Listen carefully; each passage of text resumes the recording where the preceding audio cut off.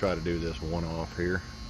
A lot of you have asked questions of me over and over again, a couple, 3 dozen times, on how to do your fork springs and also do Racetech gold valve emulators, and I haven't put together anything that was particularly useful.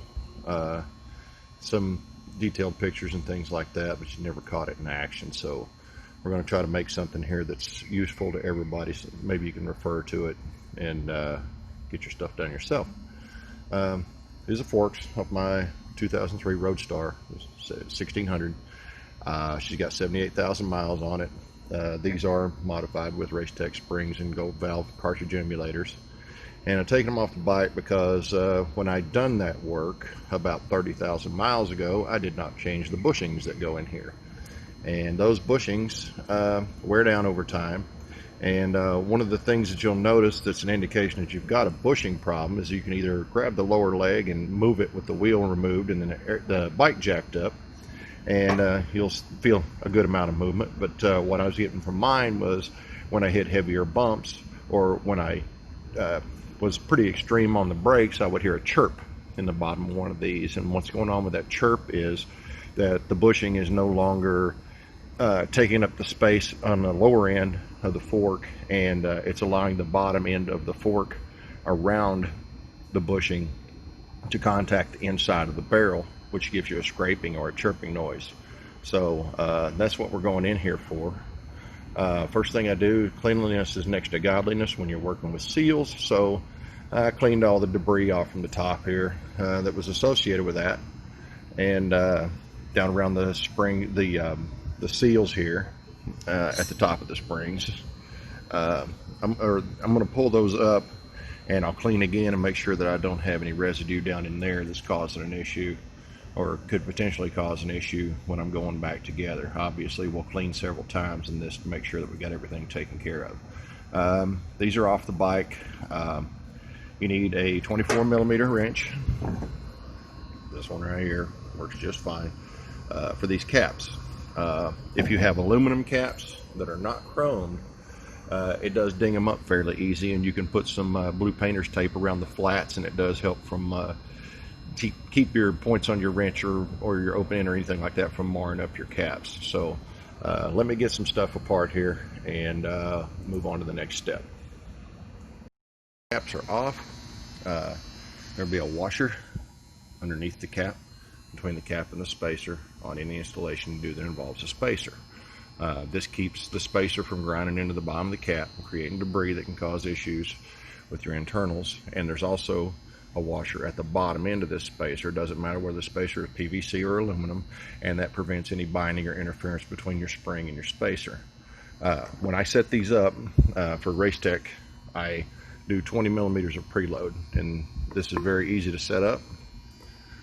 With everything stacked in the tube, the oil is still in here too. It won't overflow if you completely collapse it once everything is in the tube, if you have a proper level. Okay, I stack everything in the tube, and I cut the spacer, which is on top whenever I'm setting it up, dead even with the top. And what that does for us is we will have exactly 20 millimeters of preload, because that's the distance from the base of the cap here up to the edge of this flange that seats on top of the tube. If you need a little more preload, you can add a couple of these washers and get your other 5 millimeters if you need to go to the full 25 millimeters of preload. Let me get this stuff up out of the tube here and a couple things cleaned up, and I'll show you what the stack up order is. Guys, here we go. We got everything unstacked from inside the tube here. I'll give you the order of battle here. We already seen the cap come off, the upper washer that keeps this from getting chewed up. Here's a lower washer, goes between the bottom end and the top of the spring to keep us from having any issues there. And then I have my Racetech emulators, which go right down the bottom and sit down on top of the damper tube. I'll show you that a little more here later in detail. Here's the infamous third screw, or third hole rather, that I drill in these things for fine tuning that makes the smallest of bumps very plush to go over. You don't even feel them. Yellow springs, of course, because I'm a fat ass, about a biscuit shy at 250. So these are turned in 2 3/4 revolutions from seated for my pop-off tension on these things. I'll get into that a little more later.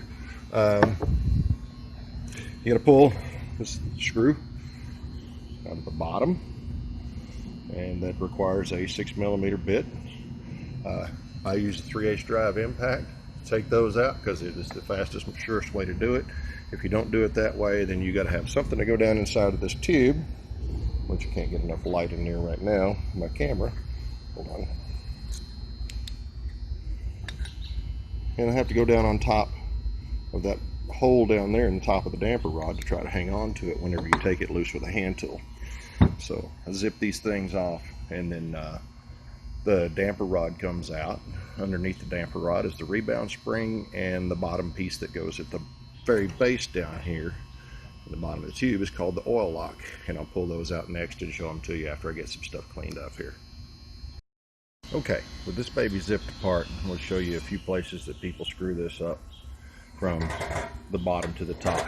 All right, good place to screw this up is to not put a sealing washer underneath this screw. You'll end up with oil running out of the back of your tube. Got to have a sealing washer. All right, this is your oil lock, which is actually inside the tube at the very bottom. This thing aligns with recess in the bottom of the tube.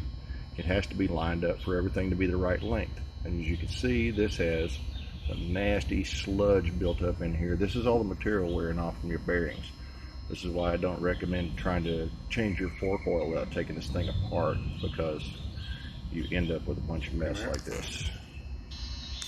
Okay, here we are with the bushings. This is the lower bushing here, called a metal slide. It's supposed to look like this. So all this material that's worn off here is what makes all that sludge. It collects down here in the bottom that you can't get out unless you take your forks apart. This is the bushing that goes on the top end. It's also called a metal slide, and it fits in this recess right here. This recess, it'll go all the way down and sit on the bottom of that end. When you stack this thing up, it is very important. I've seen a guy screw this up 3 times in a row and wreck his seals. This metal ring has got to go on top of that so this ring doesn't shove back into your seal and trash it, as it will cut it right at you. Swap positions on these, this thing will drive right up into your seal and cut it open, and it'll leak like a sieve. Alright, so we got our bearings off. Here's the damper rod as it slides out of the tube. Oil lock goes down here, spring goes on, then damping rod goes in. The length of this rebound spring, if you don't change them, could vary. That's one of the reasons that we do keep the spacer paired up with the tube that it came out of. Yeah, the reason is Racetech springs are sorted by rate and not by length, so you have to set each one up custom to its own tube. I'm going to get things cleaned up here a little bit. Down inside of this thing,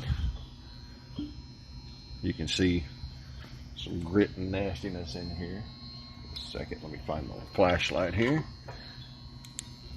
And you see some grit and grime piled up down in there. Another reason I don't advocate just trying to flush out forks without taking them apart.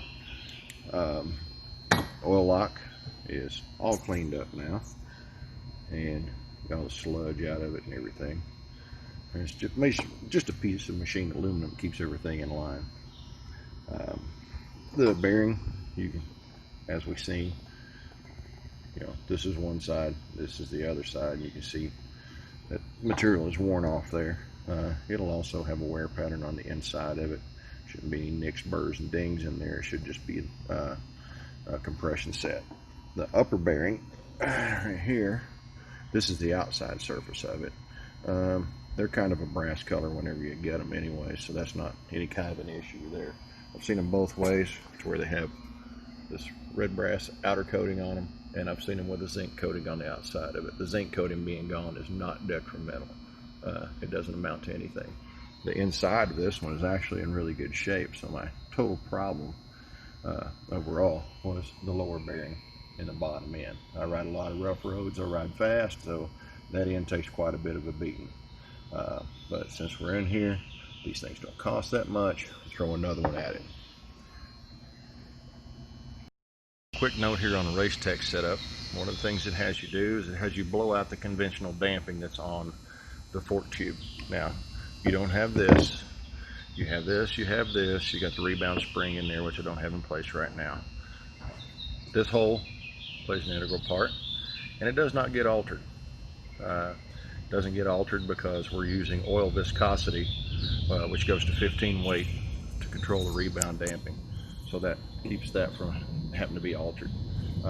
Normally, this hole right here is the only hole that you have in a stock damper. You do Race Tech, you put 2 more holes in the damper, one above, one below. So what this does is whenever you hit a bump, all your oil flows through these 3 holes right here, almost unabated, because the sum total of these 6 holes adds up to more than the diameter of the pipe here. That forces all this oil to go up, and it goes into this orifice here. Now you can see one of my little bleed off holes in there. That's for your, there's 2 of them. That's for your small bump compliance. That keeps it from having to push this plate up, which has spring tension determined by how much tension we put on this spring up here, how far we turn that spring in before we lock it down with the nut. So that's what's going on there. And this gives you tunability on your compression, because the amount of tension that you put here, the number of bleed holes that you have in the top, determines how she does. And that is based off from weight. It's kind of subjective. You can get baselines for it, and I have baseline recommendations for people based on weight for what they do with that. So that's a quick note on that, so you understand what's going on. Everything else in the tube, if you just go with springs, the springs go in the same, whether you have the thickness to add in here for your emulator or not, because this is going to sit just like this with a Race Tech setup. And if you don't have Race Tech, it's just going to ride like that. Okay? So we got our new bushing in place here. Slides right on this end, real easy. Don't spread it out a lot. Make sure that when it snaps in there, I think you got a nice tight gap here. Things shouldn't float around a lot, and that's going to get compressed whenever we put it in the lower end. It should fit fairly snug. We got our damping rod and our spring back on the inside, with the spring underneath the damping rod. Just turn it up and drop it down in there, and this end falls right out the hole on the end of the slider. Put the oil lock back on here. Put just a little bit of Vaseline on the end of it. That grease keeps this from falling off whenever you're trying to set all this down in the tube. One of the things that you don't have to worry about with this particular fork, because Showa does a good job with this, is if your bolt will not line up going in here with the threads, then the oil lock is not lined up. So once you get the threads engaged, you're assured that your oil lock is lined up where it's supposed to be. When we go to put all that together, we'll put spring and spacer back down on the tube, so we can put a little pressure on that while we start the bolt, and that'll keep everything from unstacking on us while we're trying to run it together. I've got my damping rod back in, my oil lock, my rebound spring, my lower bolt, all zipped into place. I use the air gun again, or thread it in by hand until I get it lightly seated. Reverse the air gun so you don't take everything right back apart. Lighten up the drive on your air gun. Should have a regulator on the bottom of it to where it just barely drives, and just zap that thing home and she'll lock in without being excessive on the torque. We have the upper bushing in here. It's kind of hard to see. The gap in it is right over here. You can see it closed up very tight. The way that I put these in, you can buy a seal driver if you want to. You don't have to. You put that ring in there, take your oil lock ring, which goes on top of this bushing here, put it down in here, and I just walk around it, tapping on it lightly with a screwdriver and a ball peen hammer, and drive it down in there. Once you get down there and it feels like it's solid, you just slip that guy right back off, and you can take a look and you can see that it's down flush with the face that it's supposed to be flush with. Okay, so this washer is a stamped washer. It has 2 sides to it. It has a pressed side, which has radiuses around the edges on it like this, and it has the die cut side, which is very sharp on the edge. I turn the sharp edge down. So this is the face that actually sits against my seal and minimizes the opportunity for it to put any cuts in it or cause any damage. I drop that thing on there, down in there, and then my seal is going to get my new seal, which I use either stock seals or I use these guys right here from All Balls, which I've had very good luck with. Fork sliders, by the way. You see, these are 4NK 23135 for the big guy and 23125 for the little guy.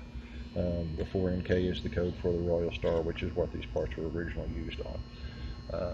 They don't cost that much, easy to get a hold of, all that good stuff. So anyways, word on the seal here. This is a chevron type seal, okay? It goes on just like so, with this end on top, this end on the bottom. This cup should always be on the bottom. You see that it has a bell shape to it. The wider bell is what goes down in there first. That way when you have oil compression up into this hollow region here on the back side of it, it puts pressure out on the seal, forcing it toward the sealing side. Whereas if you turn it this way, it's going to have a tendency to flow up here all the way to this lip around the outside. That's not what we want. We want pressure at the bottom end, inside and out. So take a good look at your seals. Doesn't look like that's the way it should go, but the big end goes down in first, whatever you're looking at it, a profile view. When you're putting your seal on, one of the things we don't want to do is tear up a brand new seal. One of the ways that we avoid doing that is take a thin piece of plastic bag like this. This is like a sandwich bag. It's actually a parts bag, but same kind of stuff. You put it over the end of the tube like this, and what it does is it provides a surface for this thing to slip over, and it doesn't allow it any opportunity to snag. It slides down, and again, you know, cleanliness next to godliness. That's why we keep all this clean down here, so we don't push trash down into our new seal. Okay, here's a little extra for you guys, something that you may not be aware of. A lot of people buy All Balls stuff because it's available. It's good stuff. They make good parts. They make good bearings, bushings, seals, everything. This is their seal. What you notice on their seal is you have a compression spring on the top side and on the bottom side for the interior slider. Now that's not necessarily necessary. They do it. It's a reliability item and all this good stuff. I do like to use these on my SV650 because my top tubes are open except for the dust seal on top, and this compression up here gives it a little more insurance against your actually sealing surface down here getting trash down around it. This seal here is a Bike Master, which is Parts Unlimited's house brand, which is made identical to the OEM seal. This one only has the single spring down here. It's all that's necessary to retain, to keep things cleaned up. It doesn't have a spring up here, but it does have a secondary lip. So that's a little bit of a consideration. These particularly are just fine where we have our chrome covers going down over top of our forks and everything, and you got that plastic ring. There's not a lot of opportunity for trash to get down in here, plus you have your scraper seal on top of it. So things are pretty well protected with that installation. With this one, if you have less, all you have is your scraper seal there. Stuff gets by your scraper. This is a little extra protection to keep things to get down to the surface that's actually going to cause you to have a leak if you have a problem with it. Okay, a couple of words here on a seal driver. I have a homemade driver that I made myself. It goes down on here, right on top of the seal. I put it in place, and I use my soft face mallet, tap around it till the seal goes into place. The purpose-made ones that are made out of steel are bigger. You use them kind of like a slap hammer, or you can tap on them. I prefer to tap on them so I can feel what's going on. This is a point here, if you use anything homemade, where you can get yourself into trouble with the All Balls seal, because if your driver is too tight of a fit down here in this area, you can get it up on that seal lip and tear it out. So if we're going to stack this tube up with race deck gear, we're going to have an emulator, a spring, a washer, a spacer, and another washer before we put the cap in. Okay, this is the point where you're going to do your measurement, whether you're using the emulator or not. I'm going to show it to you with the emulator just so it's easy for people to understand, and I'm going to show it to you without. So move this out of the way. I got my telescope and magnet here. Okay, we're going to pass this thing through the spring. Okay, pass it through both washers. That's not where they're going to end up, but we're just going for the thickness here. And then we're going to put our spacer material on. All right, got all that together. Now we're going to take our emulator and pop it right on our magnet right there. This allows us to hang on to that thing whenever we stand this whole mess up and try to drop it in the tube. Okay, now we're going to put it in this dry tube over here that I don't have any oil in. Okay, we'll slide it down in there. I'll let it seat. And if I had a surplus of length on my spacer, which I don't, what I would do was pull this thing up just like that and cut it off flush with the top of the tube, with the tube fully extended. That's going to give me my 3/4 of an inch of extension, or 20 millimeter of preload that I'm looking for. Okay, now do the same thing without the emulator in it. Things get easier because we don't have to worry about keeping control of the emulator as it goes down top of the damper rod. So we're just going to drop the spring in, drop 2 washers in. They will find flat, but you can look at them and verify that they're flat in there. Okay, and then you put your spacer material on. Same thing, pull it up to full extension, cut it off flush with the top of the tube. So that covers you both ways on that. Next, on putting the fork oil in, make sure this tube is collapsed all the way down. Make sure everything's tight, everything's assembled in the bottom end. The only thing you got out is your spring, your emulator for using it, your washers, your spacer. Okay, we're going to pour the oil down in here, and I've already got some in here, and you're going to want to slide this thing up and down, and you can hear it make kind of a gurgling racket whenever you pull on it. And you want that to be a consistent noise that you hear when you do that, preferably no noise. Make sure you got all the air worked out of the bottom of the fork tube, and that makes sure that you're going to get an accurate measurement. Now, the reason you measure it rather than just pouring it in by height or by volume is because the absolute internal volume of each fork tube is different. And what you are setting here is not the amount of oil that's in your fork, but you're setting the amount of air that is above the oil in your fork, which affects the way your damping works. Okay, so I got that seated good. It's down nice and tight. And this is high-tech redneck here. This is my dipstick to see where my oil is. Put this flag on here to my oil height. Mine is super secret, but you just measure it out on a metric scale for ever how many millimeters that you're going to put it high. Put this flag on here, drop it right down the edge of the tube like this. And I can't do this, I don't have enough hands to show you, but I put it alongside the tube, and when you fill up the oil in the bottom, you can see the oil come up and you can see it touch the bottom of the rod, and then you know you're where you're supposed to be. When you measure this thing out, it's your good end, it's got your good measurement on it, bend the other end, because if it ends up in the middle of your coat hanger, then you may screw up and mix up ends. So this way we don't get it crossed up. There's all kinds of fancy tools for this.